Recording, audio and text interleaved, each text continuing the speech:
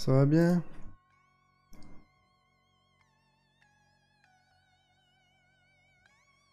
C'est quoi le titre de la musique? C'est sur Premium Beat que je l'ai acheté, elle s'appelle Boogeyman, un truc comme ça. Ça va bien tout le monde? Désolé, je parle pas trop fort, j'ai le petit qui fait dodo à côté. Je vais voir, ouais, je vais augmenter peut-être le son du micro. Là, ça devrait être bon. Là, ouais. On verra. Ça devrait faire l'affaire. Bon, ça va, vous allez bien tout le monde?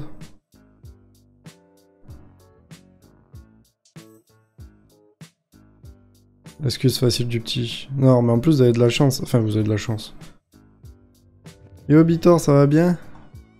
Ah, bonjour tout le monde. Putain, on est déjà 12, j'ai encore rien fait, quoi. Yo, Wapaka, yo, Loki. Euh, Zafirian. Louis, Wapaka. Ah, j'ai déjà dit Wapaka, je crois.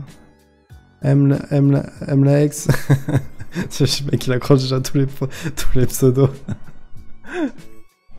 Vous allez bien tout le monde? Bon, vous avez de la chance que Breton y est là quand même, hein, parce que j'étais en train de m'endormir sur le canapé, c'est pour ça que j'ai un peu la voix rock. J'étais en train de m'endormir, j'ai failli rater le live. Le mec il est pas... Il est à la bourre à son propre live.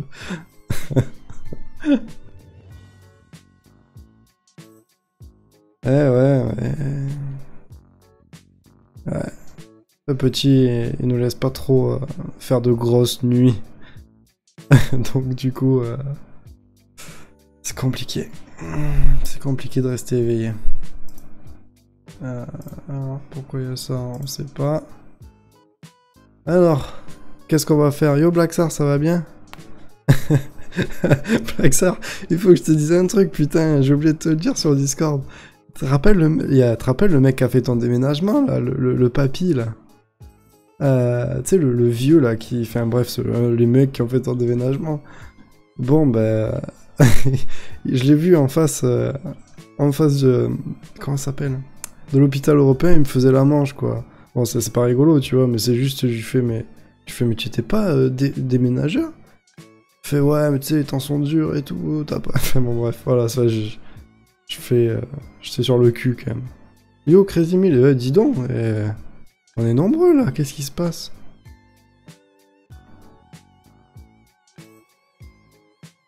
Donc voilà, c'était juste... voilà, blague, j'ai pensé à toi. C'était quand, hier que ça m'est arrivé? Hier avant-hier, je crois. Donc voilà, je trouvais ça rigolo. C'est pas forcément, c'est pas rigolo, mais voilà quoi.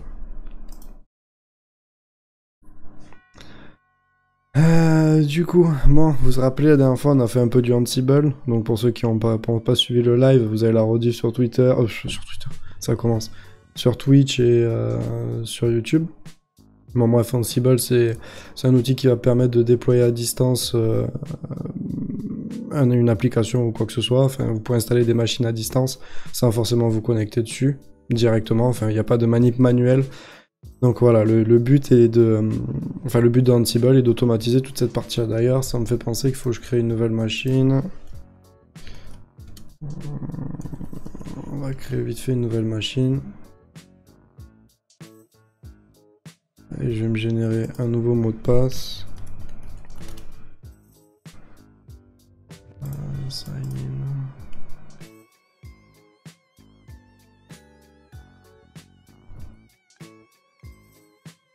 in. Alors.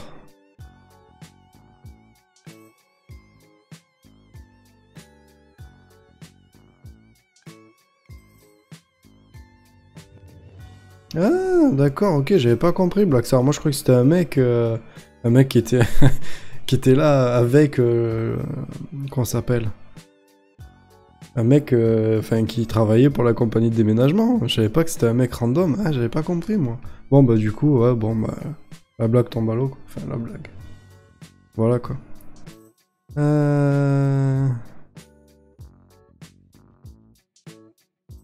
Est-ce que tu restream sur YouTube? Je suis bloqué à 120p, là. 160p. Malheureusement, je restream pas sur YouTube. Désolé, Wapaka. Pour la rediff. Du coup, je vais créer une nouvelle machine. Ok, on prend à 40 $. Frankfurt.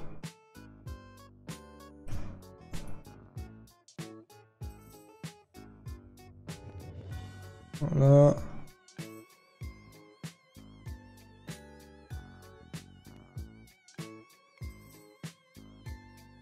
Une raison particulière d'aller chez Digital Ocean? Non, je peux. Mais par contre, j'ai des contre-indications pour Digital Ocean. Par contre, c'est que tu peux payer 40 $ et tous les mois, tu tapes des frais bancaires à cause de la conversion.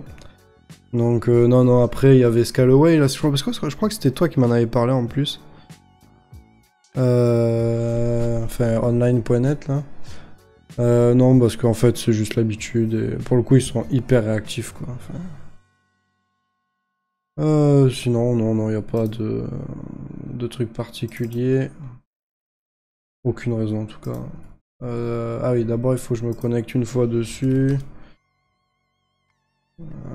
Allez. La machine n'est pas prête.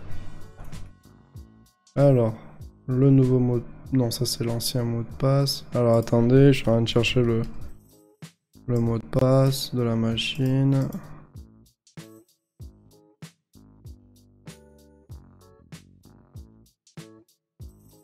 Use the chaotic 13, ça va bien?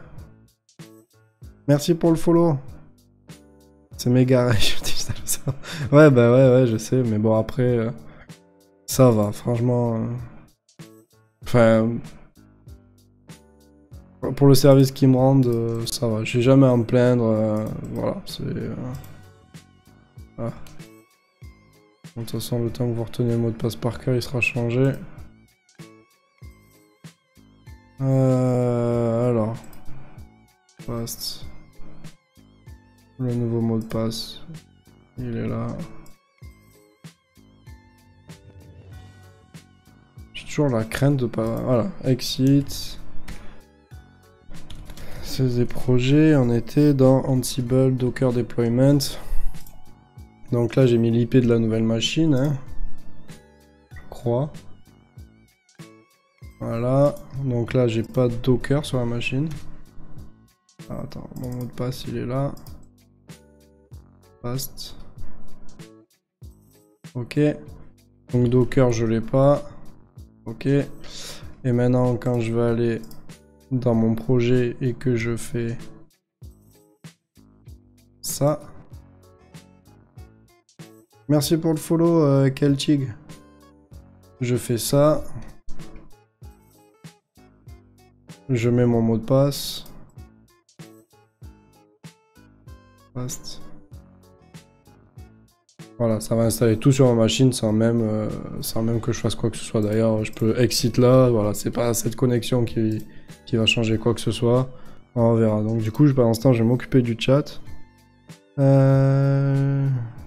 J'ai toujours payé par PayPal. Ouais, mais le problème de PayPal, c'est que c'est des comptes... Enfin, tu peux créditer ton compte, c'est pas du prélèvement automatique, c'est ça qui est un peu relou, quoi.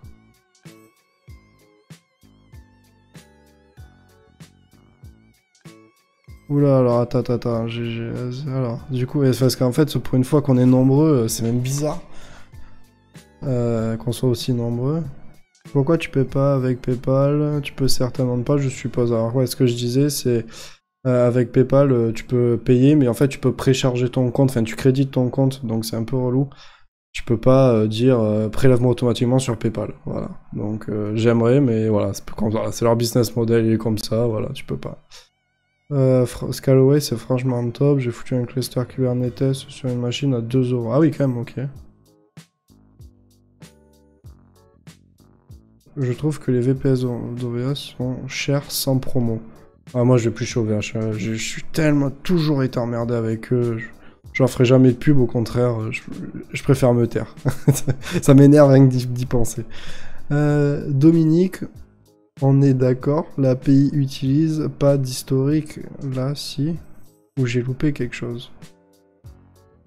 Ouais, tu t'es trompé de fenêtre. Moi, c'est Anto.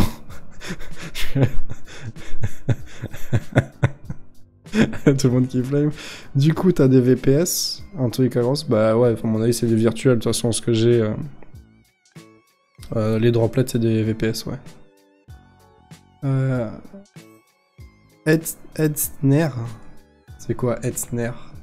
C'est des trucs de serveur? Hetzner.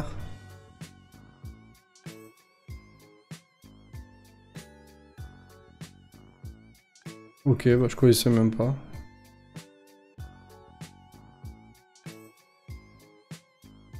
Ok, je regarderai ça à l'occasion. Alors du coup ça c'est bon. On est sur Ansible, Twitter on s'en branle, je vais le fermer. Merci Brotoni. D'ailleurs en parlant de serveur, je dois prendre un pour héberger mes futurs sites pro et je ferai un... Vous avez un conseil? Vous avez un conseil pour héberger, bon, t'héberges où tu veux, hein, tu peux prendre OVH, ça dépend de tes usages, hein, maintenant. OVH, à tout moment, ta machine peut être plantée, quoi. Hein, bref, on n'est pas là pour cracher. AWS en low cost? Ouais, enfin, AWS fait partie des plus chers aussi. Hein. J'ai plusieurs serveurs. Ah oui, du coup, chez OVH, j'imagine. Depuis 3 ans, aucun problème. Non, mais moi aussi, j'ai jamais eu de problème, si tu veux. Mais c'est juste que tu te retrouves souvent avec des prélèvements pas faits, des machines supprimées, des trucs comme ça. Enfin, moi, ça m'est arrivé 2 fois d'affilée. Donc, et pourtant, c'était renouvellement automatique, soi-disant. Je me retrouvais avec des noms de domaine. Là, par exemple, j'ai payé 1 an, pour te dire, tu vois, j'ai mon nom de domaine qui est antonicagros.fr. Je l'ai payé... Ah d'accord, ok, pardon, Hetzner, ok. Enfin bon, bref, pour OVH, pour en revenir à ma petite histoire, j'ai acheté un nom de domaine pour 1 an, c'est antonicagros.fr. 1 an, on est en 2019, donc logiquement, il périme en 2020. Hein. Et ben, no fake, la péremption, elle est en 2032, un truc comme ça. Tu vois, tu fais, mais mec, comment t'as géré tes dates derrière? Enfin, voilà, ça te donne juste un avis sur comment ça se passe derrière, tu vois déjà le bordel, tu vois. Et depuis, enfin voilà, moi, pourtant, ça fait longtemps, j'étais chez eux presque 10 ans, hein. Plus jamais, enfin, je veux dire, c'est bon, tu sais... c'est bon. Au bout d'un moment, il faut être juste, te dire, j'accepte de payer un chouïa plus cher, limite tu vas chez Scaloway, tente Amazon si tu veux, mais... Au moins pour ce que tu payes et quelque chose, quoi. Un an, tu en as pour 23 ans, bah ouais, c'est ça, c'est ouf. Bon, du coup, là, ça continue d'installer. Donc ça, c'est bon, et après, on va passer sur Ansible Vault. D'accord, là, on discute encore un peu. Du coup, j'ai répondu aux questions. Ouais. Donc du coup, on va parler d'Ansible Vault. Je sais pas si vous connaissez. Je crois que vous connaissez Kelm, en tout cas, qui est à peu près la même chose pour Kubernetes. Je suis pas un expert Kubernetes, loin de là. D'ailleurs, on va peut-être apprendre ça en live bientôt, dimanche.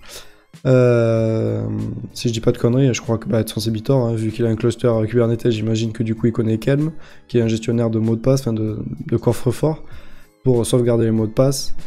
C'est un peu la même chose avec Ansible, sauf qu'il n'y a pas de notion de sauvegarde de mots de passe, c'est plus l'encryption de mots de passe. Donc grosso modo, vous allez créer une clé basique, générer, enfin vous allez pouvoir encoder des fichiers. D'accord, on va faire une démo après. L'intérêt de pouvoir encoder des fichiers, ça va être par exemple si vous devez définir de la config particulière pour un firewall ou qu'est-ce qu'on pourrait configurer un Nginx, tu as fait un serveur web ou même une base de données ou quoi que ce soit. Si le mot de passe doit être à l'intérieur de ce fichier de configuration, ce qui pourrait être le cas de MongoDB où tu vas définir un pass ou j'en sais rien, le nom d'un réplique asset ou n'importe quoi.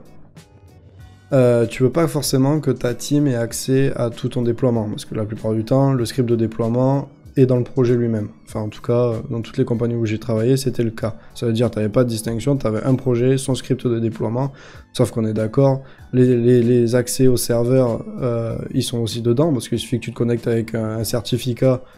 Pour que le script de déploiement puisse accéder au serveur, il faut qu'il ait son certificat. Il aura peut-être besoin de changer le mot de passe de la base de données, ou bref, accéder à différentes machines. Sauf qu'on est d'accord, si tous les développeurs ont accès à la config, c'est compliqué. Alors il y a d'autres solutions, bien entendu. On pourrait dire que c'est le CI qui injecte directement comment ça s'appelle? Les, je vais y arriver, les mots de passe, tout ça, les configurations directement dans les fichiers en question, ou alors vous pouvez faire directement confiance à Ansible pour gérer cette partie-là. Donc là, ce qu'on va essayer de faire, c'est justement, on va faire un fake fichier, d'accord, on va faire une fausse configuration, on va l'encrypter et on va essayer justement de voir comment ça se passe. Enfin, on va faire un truc assez rapide, le live va pas durer 2 heures, hein, ça sera assez rapide. Le tout, c'est de juste voir à peu près à quoi ça sert. Sachant que moi, je l'utilise pour beaucoup de choses. Par exemple, mes mots de passe ne sont pas stockés sur Google Drive ou quoi que ce soit. Moi, j'ai ma clé principale, grosso modo, mon master mot de passe, et dans un fichier qui répertorie l'ensemble de mes mots de passe et l'ensemble de mes comptes. Voilà, je crypte mon fichier grâce à cette clé-là et je peux la décrypter dans l'autre sens. Voilà. Donc voilà, après, c'est un cas d'usage, vous aurez sûrement des tas d'autres. À vous de faire votre semoule de votre côté. Donc est-ce que ça a fini? Donc là ça a fini, si je me reconnecte à ma machine. La copie. Attends, tu sais quoi? Je vais juste m'ouvrir un bloc-notes parce que j'ai un peu peur que si je rafraîchis DuckDuckGo, je vais perdre mon mot de passe. Alors on va se mettre là. À la base vous devez pas voir. Ouais. Voilà. Bon, de toute façon, même si vous voyez, vous allez foutre juste le live en l'air, ce sera pas marrant. Du coup. Post. Et là, on va voir que j'ai Docker, par exemple. Voilà. Donc, vous voyez, je me suis pas connecté à la machine. La procédure d'installation, elle a été faite automatiquement sans que j'ai eu à quoi que ce soit à faire. On l'a déjà fait la dernière fois. Si ça vous intéresse, vous regardez le live précédent. Vous allez sur YouTube, vous retrouvez la vidéo que vous avez besoin. Bref, vous vous démerdez. Vous vous démerdez de votre côté. Il n'y a pas eu un bug là avec... Non, c'est bon, désolé. Donc voilà. Donc là, ce qu'on va essayer de faire, c'est justement essayer de sécuriser une partie de notre application. D'accord? Donc du coup, comment ça marche Volt? C'est assez simple. C'est hyper con, mais ça marche hyper bien. C'est que vous allez pouvoir définir des fichiers cryptés dans votre solution sans forcément avoir connaissance du mot de passe. Alors, je vais en venir. J'y arrive. J'y arrive tout doucement. Ce qu'on va faire, c'est déjà, on va prendre un cas d'usage assez basique. On va être dans le cas de Docker. Alors, l'exemple est complètement bidon. Il n'a aucun intérêt de faire ce que je vais faire, mais c'est pour comprendre. D'accord ? Ce qu'on va se faire, c'est un dossier template. D'accord. Pourquoi un dossier template? Bon, pour ceux qui se sont tapés la doc d'Ansible, le dossier template, c'est toutes les configurations qui vont être rattachées automatiquement au déploiement. C'est-à-dire que si vous avez grosso modo des pièces jointes, des configurations, bref, n'importe quoi à balancer sur le serveur, il faut que chacun de ces fichiers-là appartienne au rôle dans lequel il va être exploité. Ouais, je sais que pour ceux qui n'ont pas suivi le premier live, ça doit être assez indigeste. Mais c'est ça. Donc là, ce qu'on va essayer de faire, c'est que déjà, on va commencer à se faire un faux fichier à la con. On va se faire un fichier, on va dire... qu'est-ce qu'on pourrait mettre j'en sais, Docker secrets.txt. Donc là, on va se générer un mot de passe à la con. Enfin, j'en sais rien. Qu'est-ce qu'on pourrait mettre? Non, on va faire un autre cas à la con, ça va être très bien. Alors si je dis pas de conneries, pour configurer MySQL, c'est my.conf, un truc comme ça, d'accord. On va mettre un username qui s'appelle, ça doit être en minuscule, username qui doit être, c'est 2 points ou égal? Je me rappelle plus, on s'en branle. Le tout c'est qu'on va comprendre l'idée. Voilà. Username, on va l'appeler Anthony Cagros. Mot de passe, on va le mettre à... je sais pas, on va générer un mot de passe à la con. Password 16. Merci DuckDuckGo. On va faire, je sais pas, un host, j'en sais rien, host 8-ganana. anthonycagros.fr.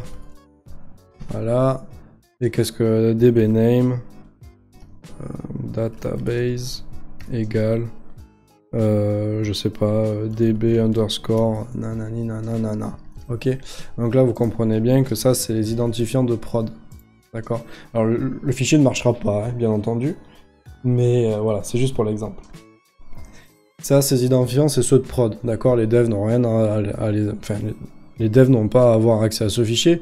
Le but étant juste de pouvoir encrypter, enfin de pouvoir le laisser dans le projet parce que le script Ansible va en avoir besoin. Et sans que personne puisse le débloquer, d'accord. Donc ce qu'on va faire maintenant, c'est commencer à encrypter le fichier. Alors pour faire ça, ça risque d'être assez simple. Enfin, en fait, je vais directement aller sur la doc parce que sinon je vais pas pouvoir faire ça de tête. Ansible Vault. Ansible Vault.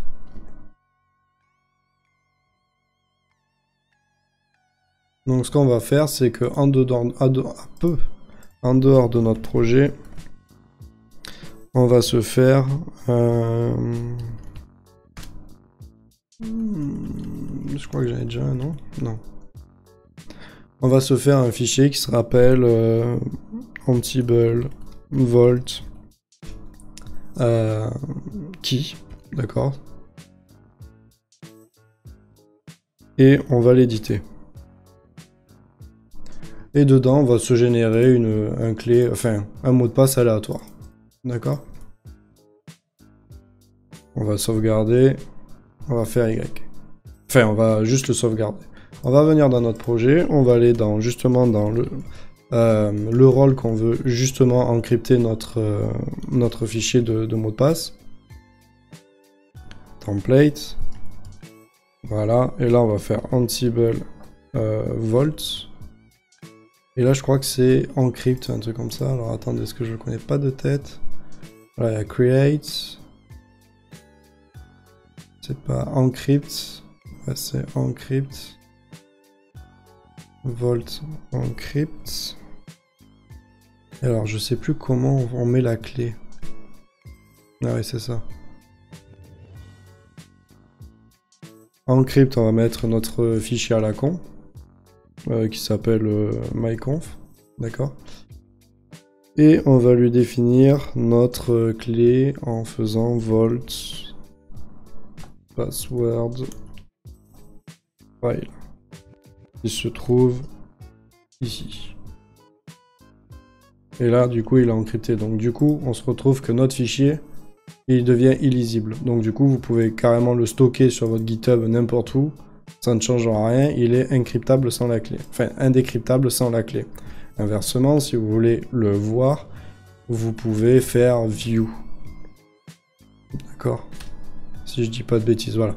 Non, bon, je sais pas si ça se voit dans la console, mais voilà, grosso modo, si vous faites view, vous pouvez retrouver, à partir du fichier crypté, le contenu. Ou inversement, je crois que si on fait decrypt,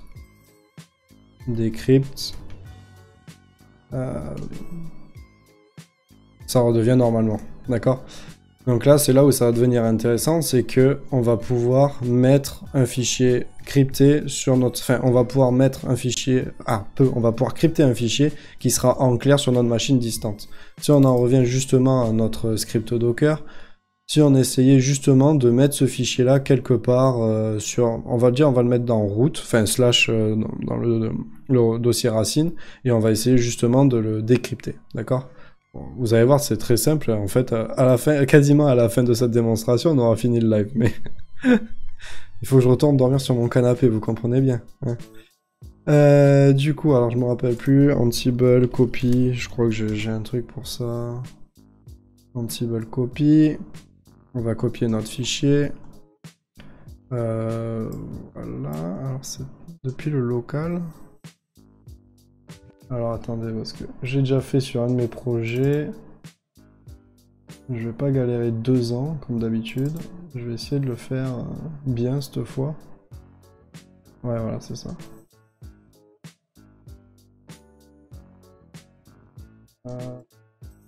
Voilà. Donc on va le mettre à la fin du truc Docker. On va mettre, je sais pas, configure MySQL, qui a aucun intérêt de le foutre dans le rôle Docker, mais c'est juste pour l'exemple. Hein. On va lui dire que le fichier, il s'appelle my.conf, d'accord, et on va le mettre dans root, d'accord. Et là, si on refait exactement la même procédure qu'on faisait avant, alors, attendez, est-ce que du coup, mon fichier il est crypté, hein, toujours. Projet. Je vois qu'on me parle, hein, donc vous en faites pas. Ne taguez-moi s'il y a des questions. J'y reviens après. Voilà, et la commande pour c'est ça. Non.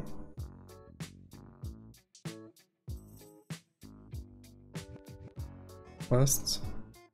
Donc là, il me demande mon mot de passe. Copie. Paste. De toute façon, j'ai toujours la connexion ouverte là, je crois. Donc on verra le temps que ça finisse. Alors du coup, je vais arriver aux questions. Yo Kristalina, ça fait... wow, ça fait pas mal de temps, ouais.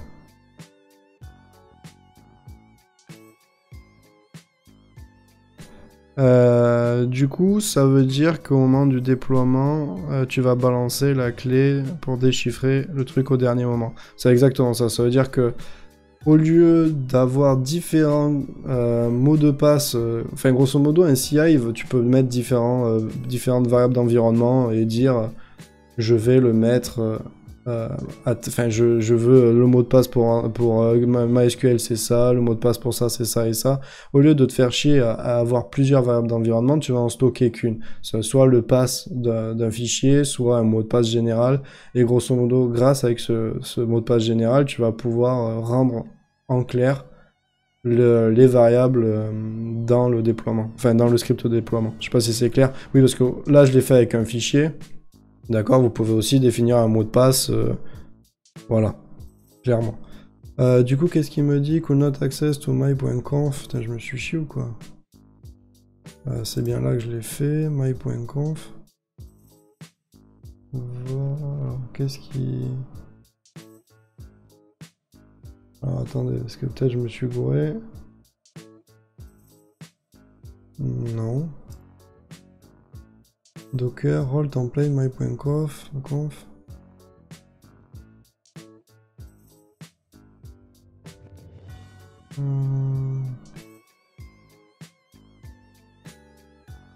Inspect file to exist on the remote. Non, je suis quasiment sûr que ça devrait marcher.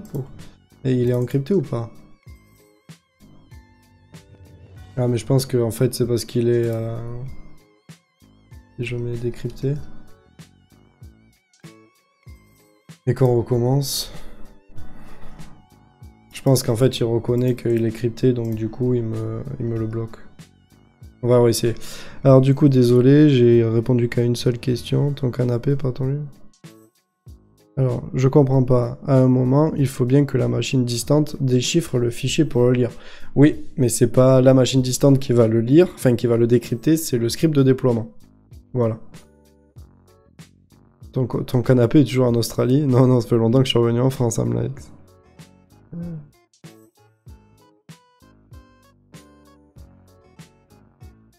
Le type, le live dev le plus rentable de l'histoire de Twitch, j'ai le seum. Pourquoi tu dis ça? Je comprends pas, ok.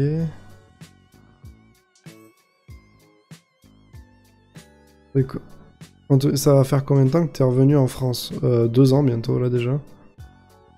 Mais du coup, tu seras le seul à pouvoir déployer les autres devs n'ayant pas les clés. Exactement.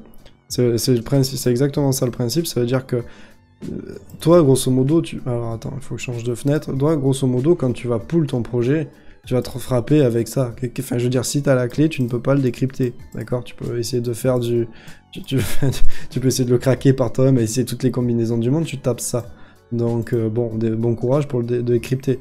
Donc au final, si tu n'as pas les clés de décryptage, tu pourras essayer beau de déployer, ça ne marchera pas. Donc voilà, c'est ça l'intérêt. Donc du coup, je vais juste décrypter. Pourquoi ça marche pas? Ça me casse les pieds. myconf could not find or access. Ah, j'ai peut-être chié mon truc. Role, template, docker, pardon. Template. Ah bah oui, bon, chmod 777. Faites pas ça chez vous, c'est dégueulasse, mais j'ai pas envie de me faire chier. Docker. Template, myconf. Au cas où.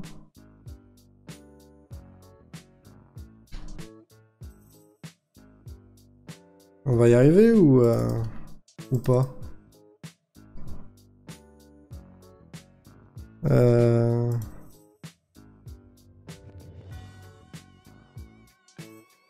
Du coup, il faut pas que tu sois malade ou débloqué. Non, mais après, voilà, le but, c'est pas de garder le mot de passe pour soi, c'est de léguer ce mot de passe-là à ton équipe. D'accord? T'as une équipe de DevOps, t'as une équipe je sais pas, d'admin 6. Eux, ils ont le mot de passe. Ou ils ont le fichier de décryptage. Mais voilà, le but, c'est toujours de la responsabilité de chacun, tu vois. Je veux dire, au final, c'est pareil. Si t'es freelance, tu travailles pour un client, si t'arrives quoi que ce soit, tu te fais renverser, ton client il est complètement fucked. Donc bon, au bout d'un moment, putain, mais ils font chier. Qu'est-ce qui se passe?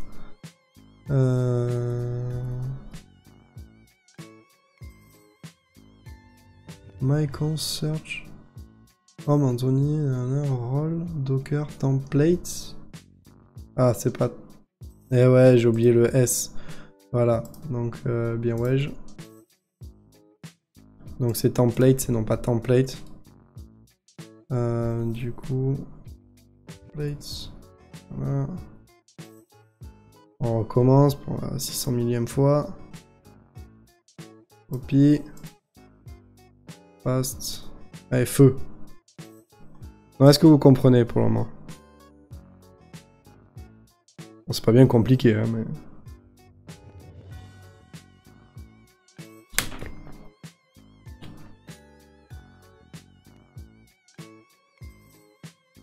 Oui, Captain. Bah yes, on dirait que les fautes...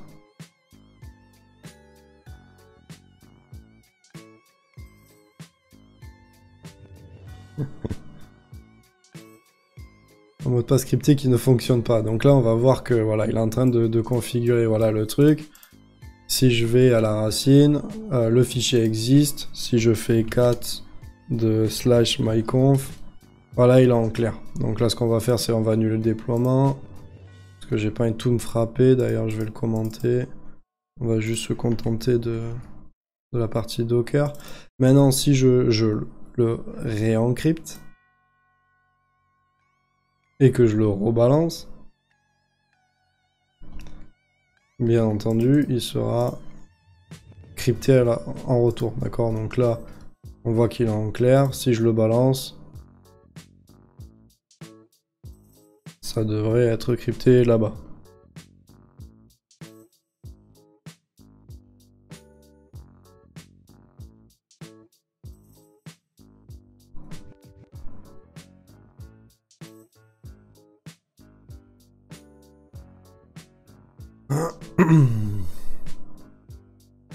Allez ninja là, feu, feu, feu, feu, feu.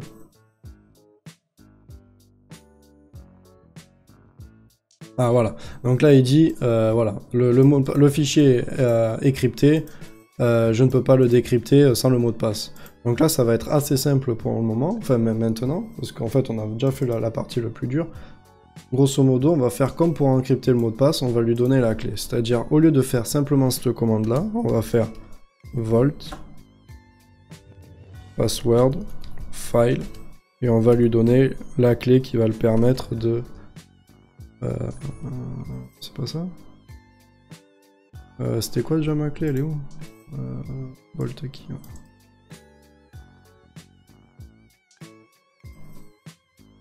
Donc du coup, juste en rajoutant ce paramètre-là, c'est-à-dire la clé, voilà, elle est figée. Si vous lui donnez la clé pour décrypter,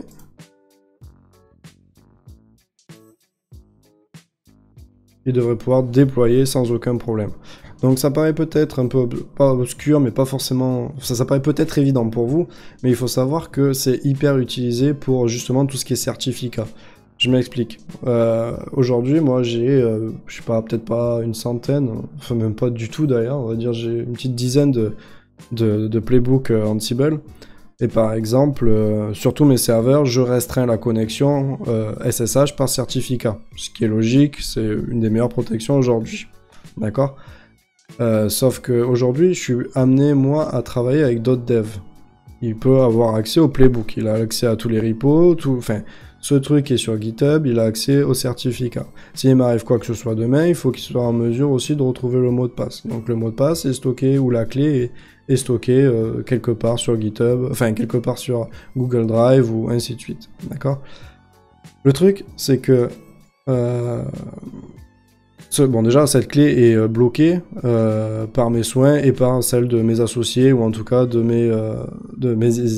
mes égaux, on pourrait dire. D'accord ?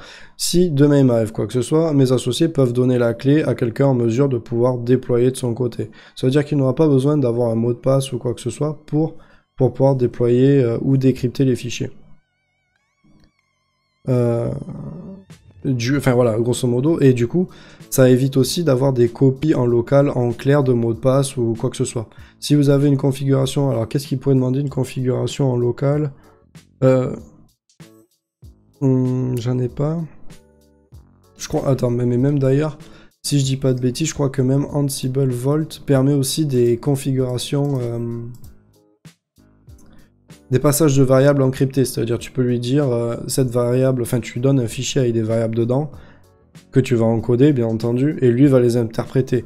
Donc voilà, si tu vas, admettons, définir ton mot de passe MySQL pour justement un déploiement, ben, le mot de passe il va être illisible comme celui-ci, et dans ton déploiement tu vas pouvoir dire ok, mais tu veux quand même utiliser cette variable là, toi tu peux pas le lire, mais n'empêche que dans le script, lui il sait que la variable existe, et quand il va le décoder, il pourra justement configurer MySQL comme il voudra. Donc ça marche pour tout et pour rien, hein. Voilà, c'est juste un cas d'usage. Et le gros avantage aussi, c'est que ça évite d'avoir différents espaces de stockage pour le déploiement de projet. Je veux dire, là c'est pas forcément le meilleur des exemples non plus, mais si admettons le script de déploiement est vous savez le truc qu'on avait fait la dernière fois, RabbitMQ, Python, PHP, si le script de déploiement était dedans, c'est beaucoup plus simple, parce que du coup tu as le projet, tu as le script de déploiement, tu sais exactement qu'est-ce que ton projet va avoir besoin pour être déployé, et vice versa. C'est un peu comme avoir son Docker, d'accord ? Généralement, un Docker d'un projet est rattaché au projet lui-même. Si tu veux pas utiliser Docker, tu peux utiliser justement Ansible pour le déploiement. Donc voilà, c'est là où c'est un gros avantage, c'est que du coup, t'as tout au même endroit, tout au sein du même projet, et t'as juste à déployer sans non plus te faire chier, enfin sans non plus te dire « Ah là là, mais les certificats, ils vont être en clair dans le truc, nanana ». Là, tout est dedans, il te faut juste la clé pour pouvoir le décrypter, et la clé, c'est le DevOps qui va l'avoir, ça va être tes sysadmins qui vont l'avoir, ou ça va être, je sais pas, ton CI qui sera automatiquement configuré pour avoir la clé, et ainsi de suite. Et au final, c'est safe, et centralisé à un seul endroit. Voilà. Du coup, ça a dû marcher. Ouais, là on voit que ça a marché. Mais du coup, on va pas voir la différence avec avant parce que parce qu'il sera toujours en clair le fichier.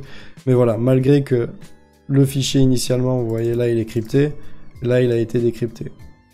Je sais pas si c'est super visible. Hein. Je sais que Loki a de très mauvais yeux. Mais voilà, grosso modo, on peut voir que le fichier a été décrypté sur le host. Et c'est ça l'avantage. Voilà.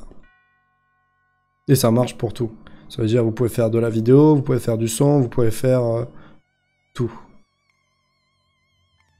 Est-ce qu'on peut voir le... Alors attends. Est-ce qu'on peut avoir un mot de passe encrypté avec une durée avec Ansible? Alors là... Bah le problème c'est que si tu mets une durée et que t'as pas changé le mot de passe, tu fais comment pour le retrouver? Enfin, ou alors j'ai pas compris la question, Loki. La clé est stockée sur un post-it sur l'écran du PC. Ah bah ouais, ça va être safe. Donc voilà, là je sais pas si vous voyez, là il y a marqué Vault Password File ou demander le mot de passe Vault. On va faire un autre truc, on va le faire dans l'autre sens. Ok. On va mettre volt pass. Et on va mettre un mot de passe genre 1, 2, 3, 4. 1, 2, 3, 4, 5, 6. Quoi? C'est pas ça pour encrypter?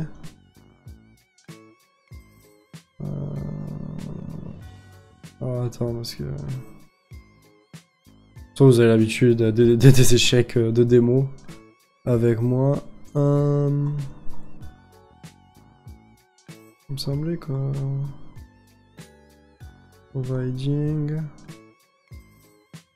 New user password. Non, c'est pas ça. Password file.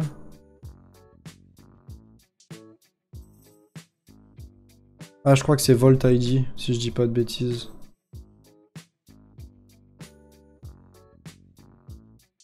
Non.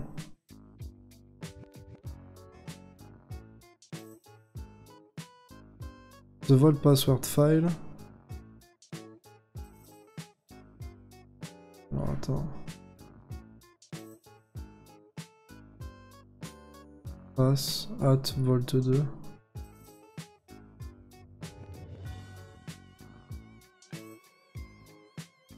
Password.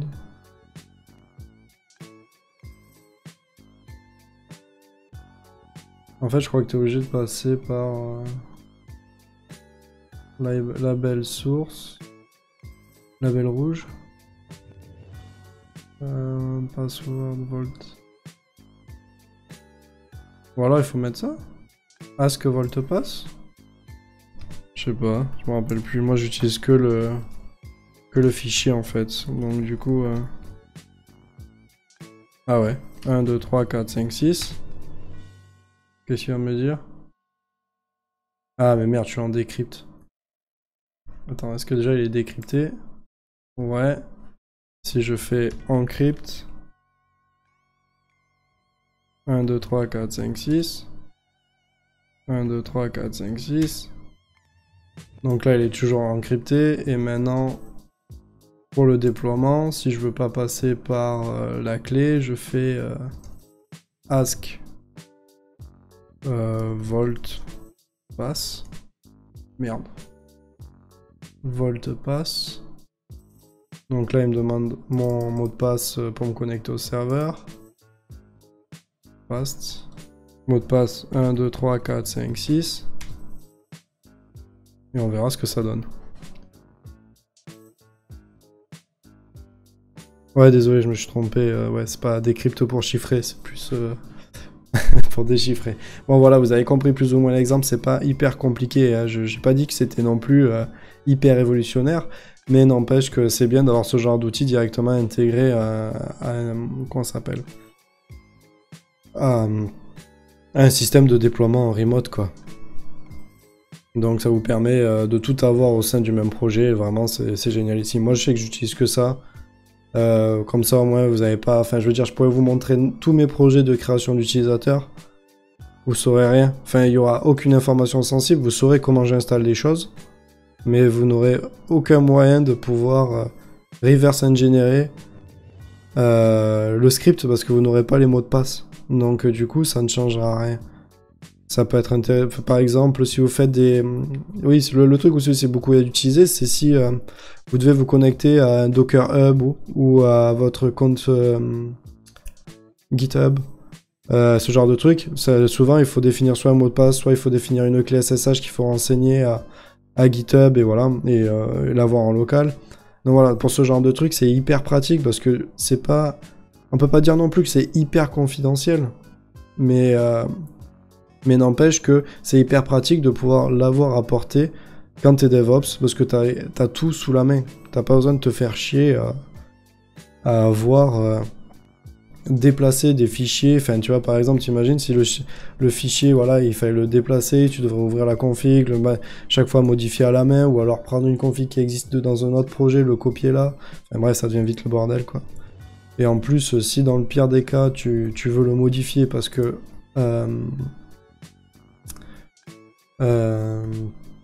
parce que, je sais pas, les valeurs ne sont pas bonnes, tu vois. Tu peux toujours faire view, 1, 2, 3, 4, 5, 6. Non, mais je crois qu'il y a même edit, je crois. Edit. 1, 2, 3, 4, 5, 6. Voilà, tu modifies ton truc. Et voilà, après. Merde, non. Un coup de Q, je crois. Putain, comment on fait? Non, 2 points, Q. Oh putain. Merde.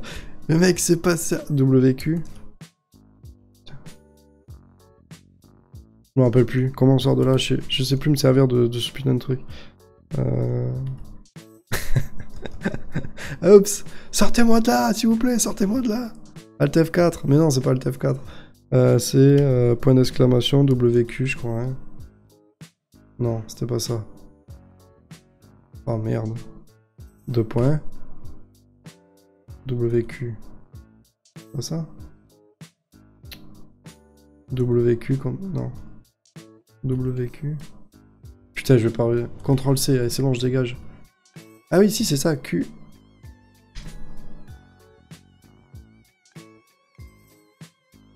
Ok.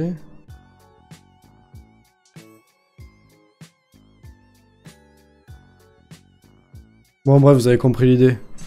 Échappe, WQ. X, si tu veux save. Ah oui, voilà, c'était QX. Ouais, bon, bref, voilà. On va recommencer. Tiens, désolé, Vim, je maîtrise pas. Je sais pas, je vais rajouter. Ah oui. Attends. Voilà, tu modifies ton mot de passe. Échappe. QX. Bon, bref, vous avez compris. Je vais pas me prendre la tête avec cette merde. QA. Voilà. Et je sais pas si ça a sauvegardé, mais on s'en branle. L'idée est là, vous l'avez compris. Nano, c'est la vie, exactement, mais bon, après... Ah, X tout court. Ah bon, bah désolé. Donc voilà, donc c'est pour ça que... Enfin, moi je pense que ça peut être un outil qui peut être intéressant pour, justement, pour du déploiement. Alors bien sûr, on parle pas de container, hein, c'est pas... Alors bien entendu, vous pouvez déployer du Docker avec Ansible, mais bon, généralement, c'est plus pour le côté un peu old school, déploiement manuel, tout ça. C'est pas forcément utilisé. Apparemment, je suis pas le seul à galérer avec Vim. Mais non, mais je le savais, mais c'est juste que comme d'habitude, j'ai rien préparé et que je m'attendais pas à faire ça. Du coup, j'ai pas vérifié la commande avant de l'ouvrir, quoi.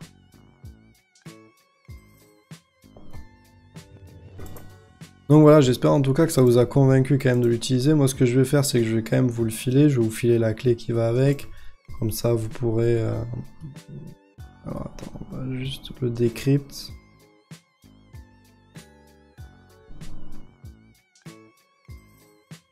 Ok, donc là, il est décrypté. Ça, je vais vous le mettre si vous voulez. On va vous mettre une clé... C'est pas ask, c'est...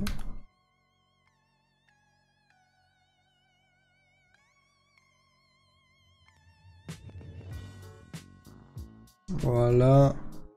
On va vous mettre... la clé, elle sera... Ça s'appelle Ansible Key.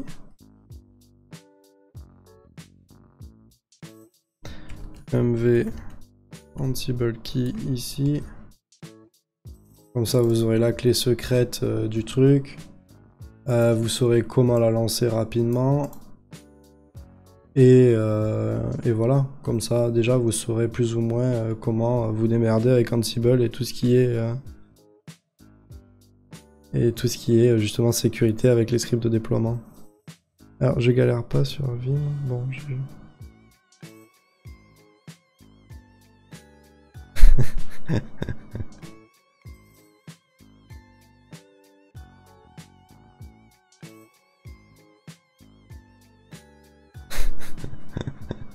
Donc voilà, bon c'était juste la petite parenthèse pour Ansible, le but étant pas de faire un truc plus complexe que ça, enfin de toute façon en fait il n'y a rien d'autre à rajouter, la doc est assez claire, je vous incite à aller la voir. Moi j'utilise quasiment pour tout, hein. Même en dehors des projets Ansible, hein. C'est, si je peux encrypter quelque chose, j'utilise ça, j'ai une clé pour reverse, décrypter le contenu d'un fichier. Ça peut être intéressant même à titre personnel. Je sais pas, enfin, je pense que vous avez des tas d'utilisations. dans lesquels enfin, voilà, vous trouverez un moyen de trouver ce genre d'outils assez utile et sans forcément se prendre trop la tête, pardon. Bon, ça c'est voilà, enfin bon, j'ai fini avec Ansible Vault. Après, il y avait un autre truc, c'est qu'il y avait j'ai vu ce que c'est Tiffen Gias, alors GitHub.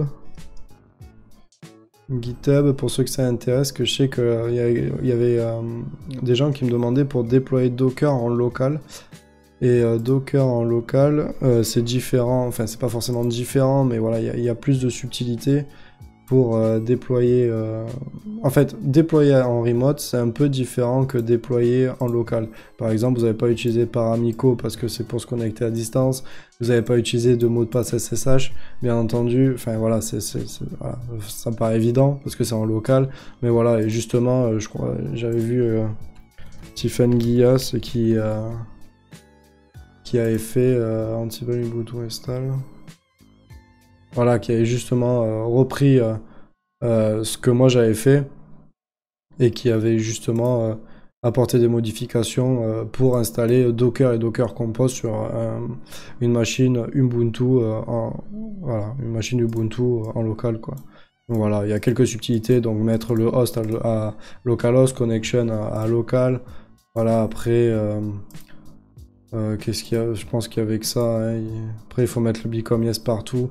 Mais bon, bref, en fait, c'est la seule quasiment subtilité pour installer Docker en local. Enfin, utiliser Ansible pour de l'installation locale. Comme je vous disais la dernière fois lors du live, moi j'ai quelques scripts Ansible pour directement m'installer mon environnement PHP Storm, m'installer Docker, m'installer, je sais pas, qu'est-ce que j'utilise au quotidien, Discord, Slack, OBS, tu vois, j'ai directement mes scripts tout fait. Et voilà, ça vous permet de figer un peu dans le marbre vos installations futures, voilà. Ou même par exemple, je sais pas, vous avez des configurations, des shortcuts, des alias ou n'importe quoi. Vous pouvez directement dire à Ansible de les faire pour vous. D'ailleurs, ça me fait penser que, je sais pas si vous connaissez, il y a Ansible Galaxy qui est hyper important, je vous en ai jamais parlé, mais bon, tant qu'on y est, le voici. Ansible Galaxy, c'est assez bien, ça vous permet d'utiliser des modules qui sont déjà... enfin, des rôles qui ont déjà été développés par la communauté. Par exemple, je suis sûr qu'on peut trouver, voilà, comment installer MongoDB. Enfin, vous avez déjà un playbook pour installer MongoDB sans vous faire chier à devoir le refaire. Je sais pas, il n'y a pas un GitHub quelque part, on peut pas aller voir, issue, repo... Voilà. Donc voilà, ce mec-là a posté son playbook pour installer MongoDB directement sur tel type de serveur. Donc voilà, ça vous permet de gagner du temps sur l'installation. Grosso modo, c'est un peu des images Docker toutes prêtes, sauf que là, c'est des images lesquelles vous pouvez overrider, vous pouvez mettre vos propres settings, et ainsi de suite. Donc c'est vachement bien. Vous en avez pour tout et pour rien. Enfin, je veux dire, à mon avis, même des Docker locales, je serais pas étonné qu'il y en a, enfin qu'il y en ait. Je sais pas, Docker, voilà, Docker Postgre, Database Docker, ouais, bon, c'est un peu tout et n'importe quoi. Bon, voilà, c'est comme tout, il y a du bon, il y a à boire et à manger. Hein, je veux dire, tu vas sur Docker Hub, c'est exactement pareil. Donc voilà, ça vous permet de gagner du temps pour l'installation de technologies sur serveur distant ou serveur local. Donc voilà, c'était le petit tips de la soirée.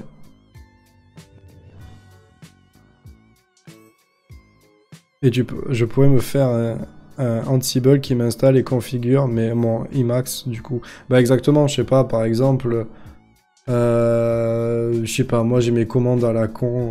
Alors attends, il faut que je fasse gaffe à ce que je vais montrer en live. New tab. 4, je crois que j'ai mes raccourcis, bash profile, un truc comme ça. Bash AKG. Tu vois, j'ai directement des commandes que je rajoute, sauf que si ça, tu l'as pas sauvegardé quelque part, bah t'es bon pour à chaque fois que tu crées une nouvelle... Enfin, à chaque fois que tu vas formater, et vas-y, et ouvre ton bash, et fais le lien dans le bash profile, et nanani, et nanana, enfin tu passes ton temps à faire ça, alors que tu te fais ton petit script, tu le stockes sur ton GitHub, bah, voilà, tu vois, ça c'est réglé, t'installes, tu fais pip install Ansible, tu runs ton playbook, basta. Si t'as des trucs secure qui te sont propres, si t'as des trucs un peu sensibles, je sais pas, par exemple, t'as ton mot de passe en clair quelque part ou ton petit tips, Enfin, tu as ton petit truc, voilà, que, bon, tu vas mettre dans ton repo GitHub, malgré que tu devrais pas le faire. Bon, bah, tu mets un petit coup de Ansible Vault, c'est crypté, t'as ta clé quelque part sur Google Drive ou j'en sais rien, ou dans ta tête, comme dit, dit Bitor. Et voilà, ça te permet d'installer automatiquement 2-3 merdes, quoi. Mais c'est hyper pratique, c'est vraiment hyper pratique. Je sais pas ce que j'utilise au quotidien, mais à mon avis, j'ai tout. Qu'est-ce que j'installe je regarde dans mes librairies, mais tout ce qui est la suite PHP Storm, JetBrains et tout, c'est directement. C'est c'est directement un script Ansible, tu vois. J'ai ma conf OBS, tu vois, il va me récupérer sur mes serveurs ma conf OBS pour me l'installer directement en local. Pour éviter que j'ai à chaque fois à galérer avec, tu sais, remettre les layers au bon endroit. Enfin, alors je dis pas que ce que je fais c'est super beau, ouais. Ça serait hyper prétentieux de ma part. Mais voilà, le tout c'est que j'ai pas envie de me faire chier à le faire. Ou même un autre truc, tu sais, ta carte graphique, tu sais, sous Ubuntu, tu sais, le truc. Bon, toi je crois que t'es sur Arc. Hein. Mais voilà, tu sais, le truc où tu galères tout le temps à installer parce que t'as un troisième écran, voilà, galère à mettre le display à droite, display à gauche, manipule X serveur dans tous les sens, tu vois. Bah là, moi j'ai pris ma config X serveur et 2-3 merdes, je la télécharge, c'est préconfiguré, basta, tu vois. Voilà, ça permet de faire ce genre de choses, ou même mettre automatiquement ton... comment ça s'appelle? Ah, tu sais, quand tu fais git, config edit, là, tu sais, pour mettre ton... tu sais, ton username, ton email, tout ça, enfin bref. T'as des tas de cas d'usage où Ansible, même si tu... Enfin, c'est des choses que tu peux pas utiliser Docker pour ça, voilà. Docker ne répond pas à tous les, ne répond pas à tous les besoins, et là, pour le coup, Ansible a vraiment peut sortir son épingle du jeu. De son épingle du jeu, c'est comme ça qu'on dit. Bon bref, vous avez compris. Non voilà, après il faut savoir qu'Ansible c'est pas le seul, moi je connais que celui-là, malheureusement il y a Puppet qui est exactement la même chose. Voilà, ce Puppet là, d'accord, c'est exactement la même chose, sauf que lui c'est écrit en Ruby si je dis pas de conneries. Et il y en a un autre, c'est Chef, ou c'est l'inverse, Chef. Chef IO, Faster. Ouais, je crois que c'est ça. Vous avez différentes technologies. Après, sachez que pour les deux que je viens de citer, la Puppet et Chef, c'est très verbeux, c'est très long à mettre en place. Ansible, c'est assez facile parce que c'est du YML derrière. Tout le monde a Python sur les machines. Je veux dire, même Mac a Python installé en local. Donc voilà, tu fais juste pip install, tu as ton truc. Voilà, comment ça s'appelle, t'as forcément t'as forcément Python en local, t'as juste installé pip et installé Ansible, ou que Ansible si tu préfères, et tout roule navette, tu vois. Voilà, t'as juste avancé tes playbooks et puis basta. Donc voilà, c'était juste le tips de ce soir, je voulais jouer, mais en fait j'étais trop fatigué pour jouer. Du coup, je me suis endormi sur mon canapé, et du coup je me suis dit, bon, Ansible c'est pas mal aussi. Du coup, bon, je supprime ma machine.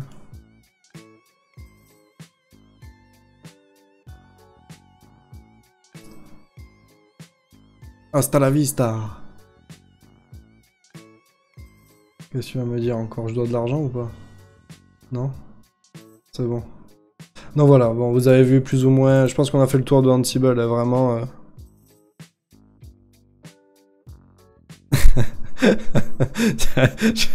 J'étais trop fatigué pour jouer, du coup j'ai lancé un live pour expliquer Ansible. Mais non, mais parce que jouer, moi ça me fatigue.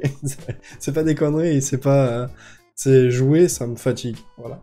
Et j'ai envie de jouer tout seul dans mon coin, et voilà, ça...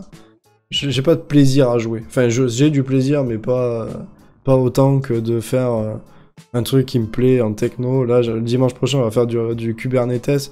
Bon, je vais prendre le Linux Magazine, je vais lire à voix ce que je dois faire, et des trucs comme ça. Mais ça va être génial, tu vois. Je vais apprendre une nouvelle techno, tout ça, ça m'excite beaucoup plus que Luigi's Mansion. Hein, voilà. Enfin, bon, passer l'aspirateur, c'est sympa, je suis à la moitié du jeu. Bon, ça m'amuse pas. Tu vois, je fais un niveau histoire de dire j'ai pas payé 70 balles pour rien. Bon, voilà. Tu vas pas pouvoir t'en passer de Kubernetes. Ah bah ça, je le sais, mais moi il faut que je dégage Rancher. Rancher, ça, voilà, c'est bon, ça m'a cassé les pieds. Pour pas être grossier.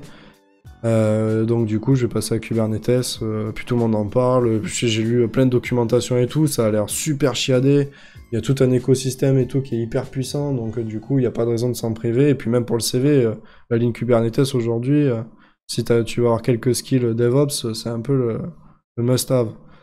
Donc ouais, ben, du coup, on va faire ça dimanche, d'ailleurs, t'es le bienvenu, Bitor, si tu connais déjà, tu pourras forcément m'aider, hein, pour moins galérer ou quoi que ce soit. Et voilà, donc bah, j'espère en tout cas que le live vous a plu. Bon, il n'a pas été très long, d'ailleurs, j'ai même pas la durée du live en 1h10. Ouais, ça va, même pas 1 heure. 1 heure, ouais, ça va, ça fera très bien l'affaire. Hein. J'espère que ça vous a plu. Bon, visiblement, vous n'avez pas de questions. J'ai envie de dire tant mieux. Parce que voilà, ça sous-entend que ça a été clair, enfin j'espère, ou alors que vous êtes tous barrés et que vous en avez rien à branler. Bon, j'espère pas quand même, hein. J'espère quand même que ça vous a plu. Que vous avez appris de nouvelles choses surtout. Et que voilà, que vous allez vous en servir aussi pour vos projets, parce que je pense que c'est des technos... quand les technos sont chiantes et pas efficaces, qu'on s'en passe, je veux bien. Maintenant qu'il y a des bonnes technos, Ansible fait partie quand même de mes préférés, hein. Même si des fois il y a un peu de mal avec les différentes versions. Enfin voilà, il y a quand même les playbooks à adapter selon les versions. Ça reste quand même une bonne techno, hyper facile d'accès. Moi j'ai appris en une journée, quoi. Enfin, le tout c'est de s'y mettre, en une journée vous avez compris tout ce qu'il y a à savoir. Vous jouez un peu avec les modules, là vous allez sur la doc, vous regardez un peu ce qui est possible de faire. Enfin je veux dire, vous pouvez même configurer du Amazon ou quoi que ce soit, c'est exactement pareil.